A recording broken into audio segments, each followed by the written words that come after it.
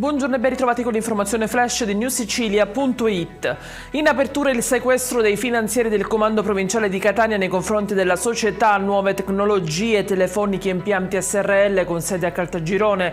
Le accuse sono di bancarotta fraudolenta aggravata a carico di 2 coniugi e di un loro familiare. Disposto il sequestro delle quote sociali dell'intero compendio aziendale per 600.000 euro. Scoperto nei pressi di Piano Pernicana, area boschiva di Lingua Glossa, il cadavere in decomposizione di un uomo. A trovarlo 2 escursionisti che avrebbero notato la presenza della salma durante una passeggiata. Non si esclude che possa essere il cadavere di un 81enne di Piedimonte Etneo che lo scorso 18 marzo avrebbe fatto perdere le sue tracce sparendo dalla stessa zona. Si è conclusa con l'arresto di un 30enne e un 47enne, rispettivamente coordinatore e complice, l'indagine condotta dalla Procura di Palermo tra aprile 2024 e agosto 2025. Alla base una rete di prostituzione a domicilio a Monreale con vittime almeno 6 donne italiane.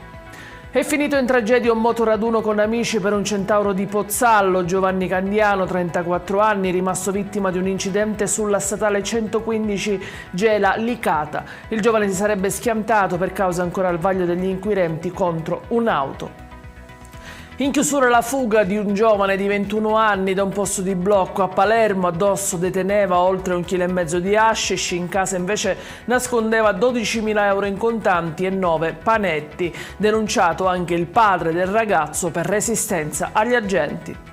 Ed è tutto per queste edizioni, vi ricordo come sempre che i dettagli su queste notizie e molte altre li trovate sul nostro sito e sui nostri canali social. Grazie per averci seguito e a più tardi con nuovi aggiornamenti.